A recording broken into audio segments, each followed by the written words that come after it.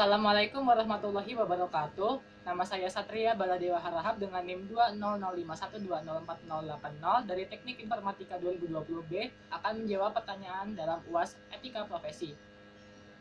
Yang pertama, dalam pasal 1 ayat 1 Undang-Undang Nomor 19 Tahun 2002 tentang hak cipta dinyatakan bahwa hak cipta adalah hak eksklusif bagi pencipta atau penerima hak untuk mengumumkan atau memperbanyak ciptaannya atau memberikan izin untuk itu dengan tidak mengurangi pembatasan-pembatasan menurut peraturan perundang-undangan yang berlaku. Contoh hak cipta adalah buku, pamflet, ceramah, kuliah, pidato, alat peraga yang dibuat untuk kepentingan pendidikan dan ilmu pengetahuan. Selanjutnya ada lagu, drama, dan lain-lain. Selanjutnya, pengertian dari hak kekayaan industri adalah hak yang mengatur segala sesuatu tentang milik perindustrian, terutama yang mengatur perlindungan hukum. Contohnya adalah paten, merek, desain, industri, sirkuit terpadu, desain tata letak, dan rahasia dagang. Selanjutnya yang nomor 2, perbedaan profesi dan pekerjaan adalah profesi membutuhkan latar belakang pendidikan dan keahlian yang mumpuni, sehingga mampu bertanggung jawab atas apa yang telah dikerjakannya. Sedangkan pekerjaan lebih menekankan pada hal-hal yang mampu dikerjakan, tanpa perlunya latar belakang atau kemampuan khusus seperti profesi.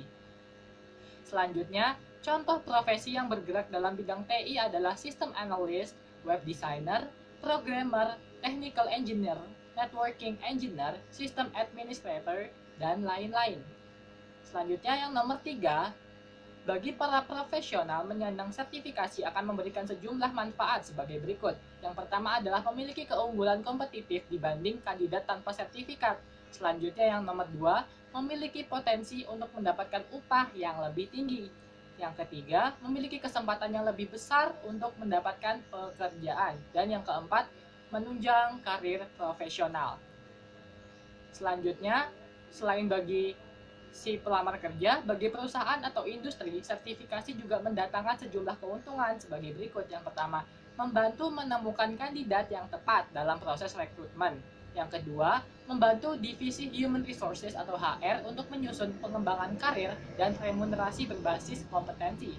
Lalu yang ketiga, meyakinkan kepada klien atau konsumen bahwa produknya dibuat oleh personel yang kompeten.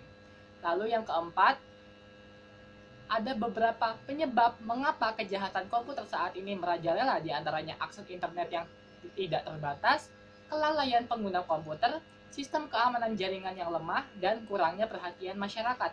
Hal ini bukan hanya terjadi pada negara maju saja, melainkan di Indonesia juga sudah mengenal kejahatan yang seperti ini.